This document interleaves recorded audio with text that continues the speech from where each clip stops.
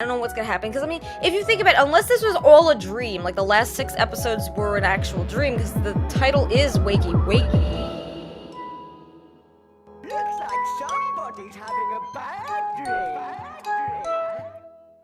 Don't Hug Me I'm Scared is a strange web series here on YouTube that presents itself as a children's TV show, with 3 main puppets learning a new lesson every episode through song. But by the end of each episode, it turns into a horrible nightmare. So many people, including myself, have covered this show and given our own interpretations on what we think it all means. But while most of our theories are different, the vast majority all focus around one theme in particular: the media. The media. The media. The media. The media? The media. Media.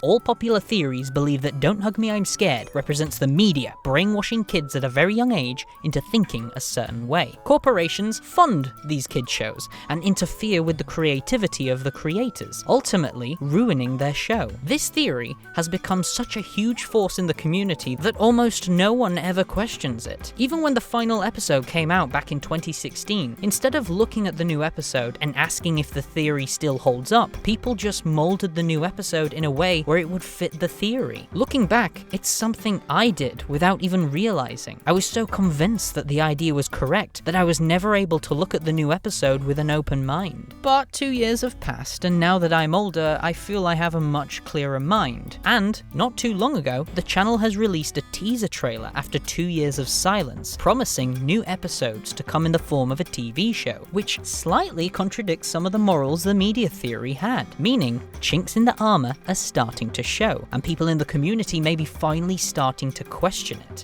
Well, almost everyone. The duck is Donald Trump. Yes, MatPat has made a video covering this teaser trailer, and he's made 2 previous videos covering the original series. Both of them are the most viewed videos covering Don't Hug Me I'm Scared, and talking about the media theory. There are so many people who really believe this theory to be true. But hey, That's a good theory. Now that he's laid out the theory in that way, I get it. Honestly, for me, this was spot on. I really think he's figured out what they were going for.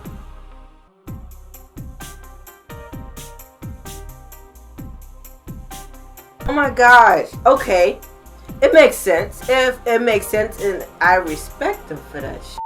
Looking back at those 2 videos and other theories of the media, I don't agree with that at all. In fact, it has just as many flaws as any other theory. But because so many people have seen this theory and have believed it for so long, I feel that I can't present a new interpretation without having to address this theory. So that's what I'm going to do. In order to present something new, I'm going to have to debunk the old. Before we actually address the things pointed out in MatPat's video, I think the best thing we can do is look into the background of Don't Hug Me I'm Scared and see if there's any kind of connection to the media theory. The best way to do that is look at the creators themselves, Becky Sloan and Joseph Pelling. What do they think of the media theory that appears in every single forum that talks about Don't Hug Me I'm Scared? Well, they've never actually addressed a specific theory before. In fact, they've openly announced that all theories are correct. That's probably not the best way to start a debunking video, but let me explain. In an interview on metro.co.uk, Becky and Joe were asked, Have you read any of the fan theories about this series? If so, have any interpretations taken you by surprise?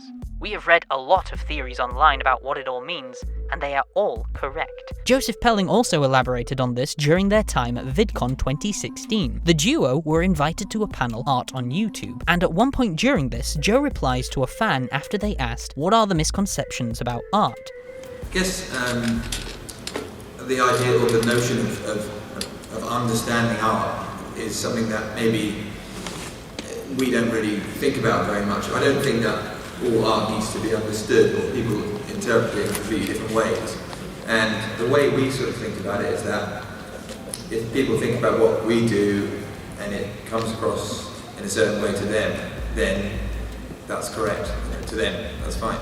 And so they will have their own different interpretations and they're all sort of equally valid. Joe believes that you can interpret art however you want, even if it's not what the creator intended. Whatever your interpretation is, that is correct to you. I personally like that message, and I don't doubt for a second that Becky and Joe believe that. But I find it rather strange that before the media theory appeared on forums, videos, and started dominating everyone's interpretation of the show, the creators were very open of what the show was actually about. In fact, Becky and Joe pretty much explained what the first episode means back in in 2011, before the whole media craze even started. An interviewer on motiongrapher.com asked the creators if Don't Hug Me I'm Scared had a deeper meaning. I've been internally debating whether the video is subversive or just merely disturbing. Do you have any opinions on that?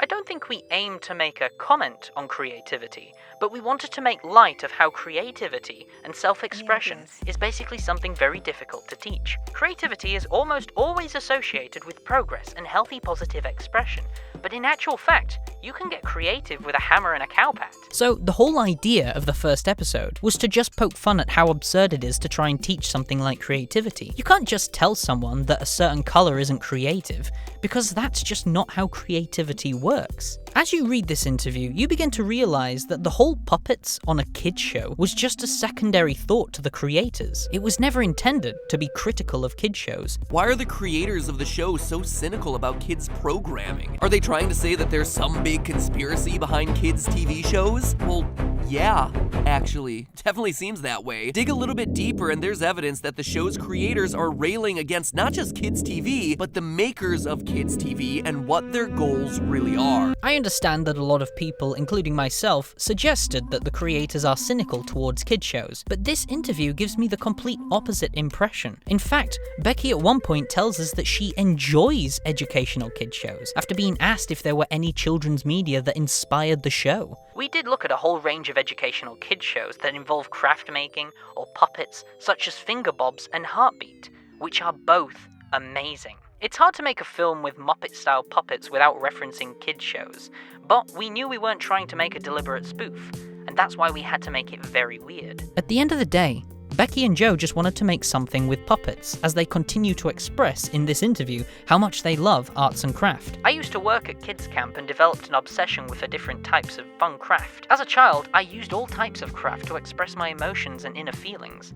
The puppets were a good way to combine all the craft stuff into a story, and then that's when we wrote the silly song. We had talked for a while about doing something using basic craft artwork, like googly eyes and glitter, and making silly portraits out of tissue paper, which we both find very funny. So, in short, there was no true story for this first episode. It was just to poke fun at teaching creativity, while also doing something weird with puppets. You might be suggesting that the media theory came up somewhere after the first episode, but it didn't. In fact, the media theory started cropping up somewhere at the end of 2011, but only by a select few people. The theory's popularity, however, started to grow once it surfaced on YouTube during 2013, as a couple of channels started covering it for their videos. So basically, people were already making theories about the media brainwashing kids based solely on that first episode, even though Becky and Joe had already said there wasn't much to it. So does that mean all future episodes don't have a meaning behind them? Well,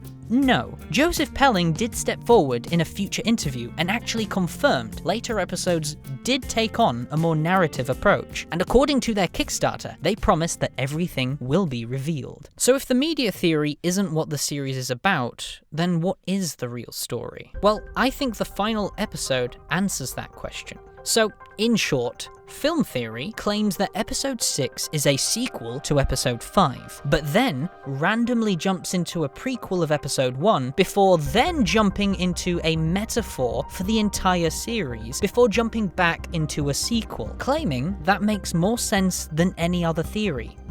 I think we're all overcomplicating this. Because every episode had a lesson to teach, like creativity, time, love, technology, or healthy diets, we all seem to look at the final lesson of the show as just that, another lesson, despite this being the final episode.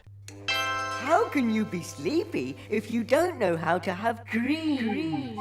Dreams. Listen to the lyrics when the song finally begins. Dreams are movies that live in your head.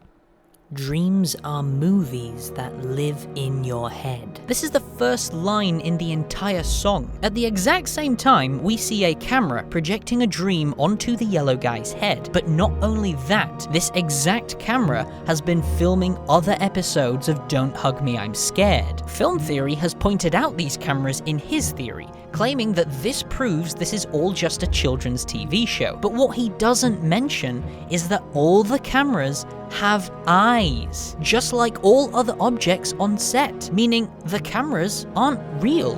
Even in episode 1, when we get a 360 view of the whole set, we see that even the boom mics and the clapperboards are all alive. The reason these cameras are there are to symbolize that this is all just a movie playing inside someone's head. And isn't it interesting that the lamp is singing about dreams, and all of a sudden we transition to the red guy waking up almost as if he was dreaming about the yellow guy drowning in oil.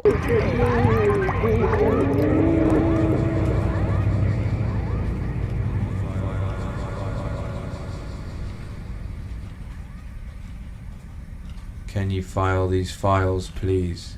Isn't it strange how the Don't Hug Me I'm Scared world is made of felt or plastic? Everything around the set seems to be fake. All the objects seem to be alive and have googly eyes, including the cameras that are filming the show. And yet, when we cut to Red Guy waking up at his job, everything is real. His clothes, the computers, the scenery, even the aspect ratio has changed, almost to symbolize that this is the real world, and what we saw in the past 5 episodes were all fictional movies taking place inside the red guy's head. And to further prove my point, in the scene where the red guy performs on stage, he pulls out 2 puppets on his hand, the yellow guy and the duck, hinting that they're not real, they are part of his imagination. Although Roy, yellow guy's father, does appear in this particular scene, but this spotlight randomly appears on him, meaning this is most likely a hallucination that the red guy is unintentionally creating after being humiliated on stage. Film theory tells us this is Roy seeing red guy on stage and decides to hire him to work on a TV show. But if Roy represents corporations like film theory suggests, why does he hire red guy after he gets booed off stage? MatPat tells us that corporations like Roy only care about popularity and money. Red Guy clearly isn't making much money, and he very clearly isn't popular. Roy hiring Red Guy completely contradicts his theory that corporations are evil and only care about popularity. Plus, if Don't Hug Me I'm Scared is about the media brainwashing you, why do all the red guys boo him and think the song is terrible? Wouldn't they be enjoying it if they were brainwashed? Red Guy is singing the Creativity song from episode 1, which is the same song that tells you green is not a creative color. So you can't tell me it's a freedom song that represents expressing yourself, because it does exactly what all the other songs try to do. The song is trying to hold you back from truly being creative and thinking for yourself. You might say that these red guys haven't been brainwashed by the media yet, but if that's true, isn't that going against the whole idea that everyone has been brainwashed by the media? In the next scene, we see a big machine that everyone calls the Media Machine. This is said to be a metaphor for the whole series and shows us that Red Guy was somehow hired by Roy and is now working on the TV show. But film theory tells us Red Guy left early on after episode 4, but here he very clearly makes future characters that appeared in episode 5. Why was he able to make episode 5 characters if he left the show in episode 4? Plus, Roy appears and almost gestures towards the plug, almost as if he's telling Red Guy to pull the plug. Why would he do that if he's this evil corporation? And if you don't believe that part, Red Guy even takes his time and makes it very clear that he's about to pull the plug. Why wouldn't Roy stop him? He's about to destroy the entire show. After that part, film theory suggests that this is a happy ending, as it represents the creators being free from large corporations, and they are free to make their work with lower budgets on the internet. If that's true, then why is Roy still there in the corner while the credits roll? Not to mention the creators have announced they're making some kind of TV show for Don't Hug Me I'm Scared that is funded by several corporations. That goes against the entire moral of the theory's ending. Plus, Becky has said in earlier interviews that she would like to make the switch of Don't Hug Me I'm Scared to TV, and that was in 2015. So, to summarize, I don't think this theory holds up. I do think each lesson is some kind of commentary on the world around us, but the story and hidden meaning has nothing to do with the media. In fact, I think Don't Hug Me I'm Scared is about growing up and learning to let go of your childhood. We can already establish from episode 6 that this is a world created by the red guy, and the 2 puppets are most likely his imaginary friends, since they are just puppets in the real world, but yet they are alive in his imaginary world. This imaginary world is the mind of a child. If you think about it, that's why words are spelt wrong. That's why teachers don't know what they're talking about, because they were created by a child. The child is the red guy, and he doesn't want to grow up, because adults are boring. You know, it did it like a song. No, that sounds really boring.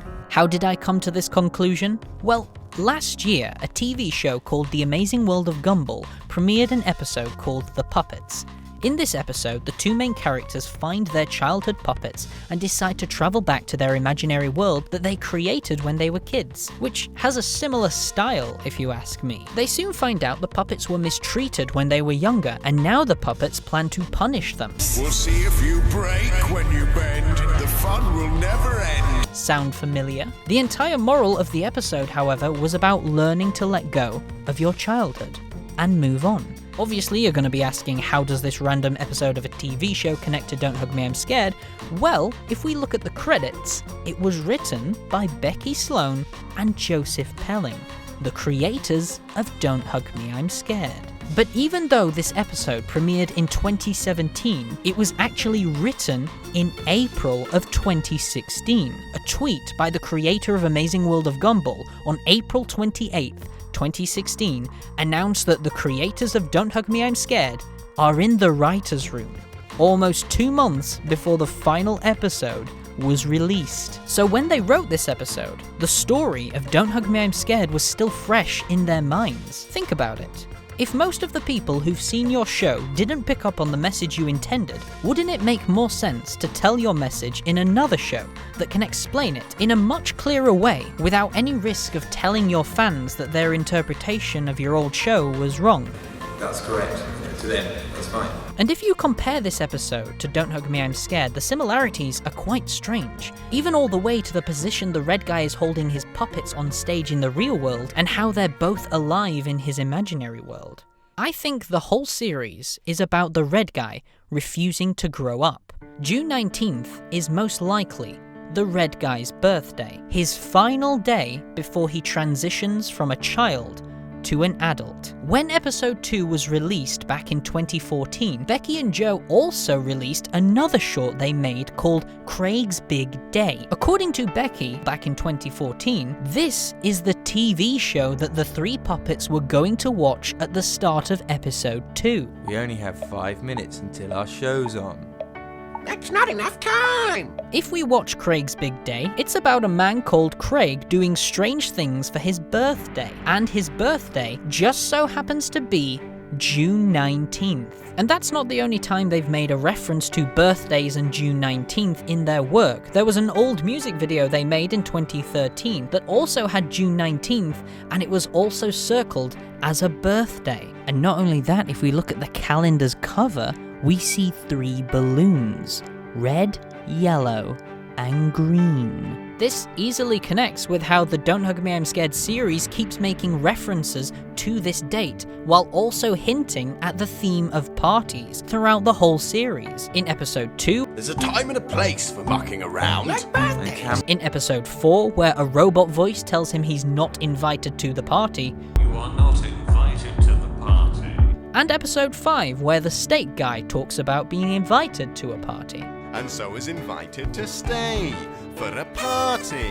Yay! Even the teaser trailer for episode 6 was party themed. In contrast to this, Film Theory claims that the date is 19th of June 1955, and the date actually refers to when the British television channel ITV came into production. However, if you make that connection, you have to completely forget that June 19th is even a part of the date. A quick Google search tells us that ITV launched on the 22nd of September of 1955, 3 months after June. If that's what the creators really wanted us to connect it to, wouldn't it make more sense to have made the date 22nd of September 1955? He mentions a few other things that took place around that time, for example, a law that was passed and the Queen's coronation, which is obviously supposed to strengthen the connection, but everything he mentions took place in either 1954 or 1953. Yes, the year is highly likely to be 1955, but I think it's for a different reason. On that particular day, it was Father's Day, which is something Film Theory did actually bring up, and I actually agree with him on that one. The last episode of Don't Hug Me, I'm Scared was also uploaded on Father's Day, and Roy,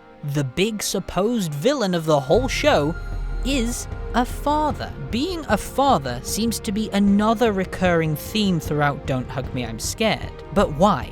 Why is birthdays and being a father two recurring themes throughout the whole show?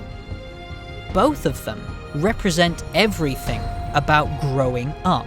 Birthdays are a sign that you are getting older, and a father represents an adult. When you're a father, you have to be responsible, independent, and reliable. Roy goes out of his way to demonstrate he's not a kid. He's a backer of the show, as we see his name in the credits. He has his own business, like Roy's Flakes and several other things. He's even caught watching porn from time to time. Roy represents everything Red Guy doesn't want to be. He doesn't want to be an adult and have a boring office job. He wants to be a kid and explore the world with his imaginary friends. This is why Roy is presented as a villain in this world, because he is inside the mind of Red Guy. The world around him despises him, so it's not surprising that he's placed in a bad light. I think Father's Day is the metaphorical look at this date, but the literal sense for the story's lore, it's Red Guy's birthday, the day before he became an adult. After he realized he was no longer going to be a child, he ran away to his imaginary world where he made time stop on June 19th, so he couldn't get any older. He has been missing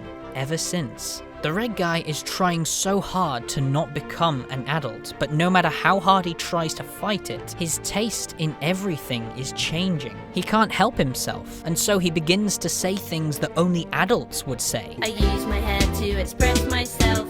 That sounds really boring. That sounds really boring. He no longer wants to go on adventures and would much rather sit down and watch TV. It's time to go to time! But we don't really want to.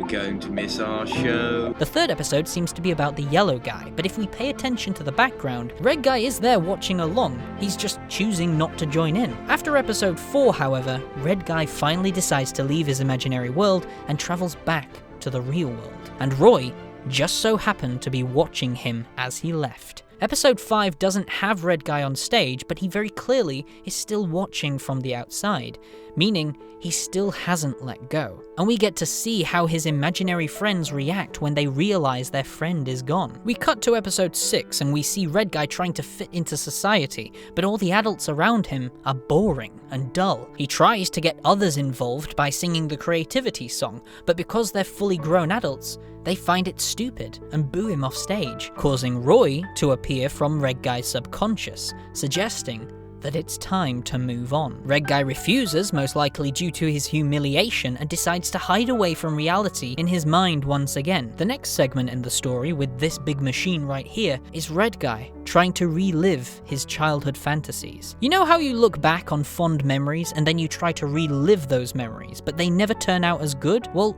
that seems to be what Red Guy is doing here. He's trying to bring back his old imaginary friends and add new ones, but it goes all horribly wrong. That is before Roy appears and reaches out to him. Roy is reaching out to help him. Roy is basically telling him it's time to say goodbye to your old imaginary friends. You need to pull the plug on this whole thing and fully let go. This is why Roy doesn't try to stop him.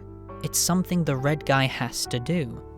The ending represents a cycle. The fact that the notepad began to sing shows us that it's happening all over again. However, 19th of June changes to the 20th of June. As you can see, the characters are different colors, meaning this is not the same person. This is someone different. The fact that they are all their favorite colors from episode 1 is most likely just an Easter egg, or it could be looked at as a representation of how we sometimes pass our views and interpretations onto a new generation. Red Guy is an adult now, and his favorite color was blue. Therefore, he passed his views onto the next generation. So yeah, to sum this up, this is another child about to go through the same lesson Red Guy went through. Roy appears in the corner while the credits roll, symbolizing that you can't run away from growing up, and we all have to face him someday.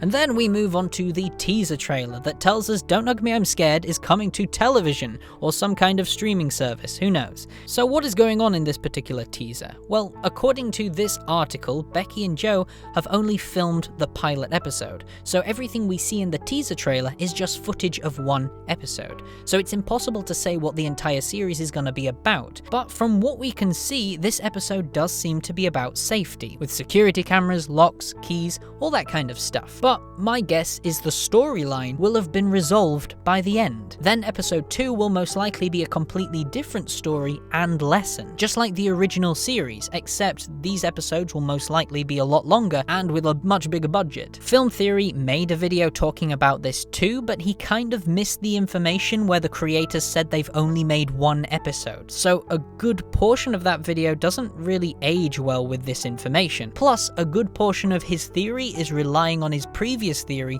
to be correct too. This new season, or whatever you could call it, is definitely not a sequel to episode 6 from the web series. As we see June 19th in the corner in one of the scenes, the characters are their original colours as well, so there's that. So this will most likely be a prequel that shows us some of the puppets' older adventures, or it'll just be non-canon and its own separate entity. At the end of the day, despite what I've said, if you still believe the media theory makes sense, then that's perfectly fine. All I ask is if someone brings a new interpretation to the table, then don't just discredit them straight away. There are problems with all theories, but there can be some times where we take a theory as gospel against any other interpretation, without realizing what's wrong with it. That can sometimes be harmful, because the reason we make theories is to start a conversation about something we love, not to end the discussion entirely. So with that in mind, I highly encourage you to make your own interpretation on this show in the comments below, and for any other future topic I might cover. Thank you all so much for watching. I'll see you in the next video.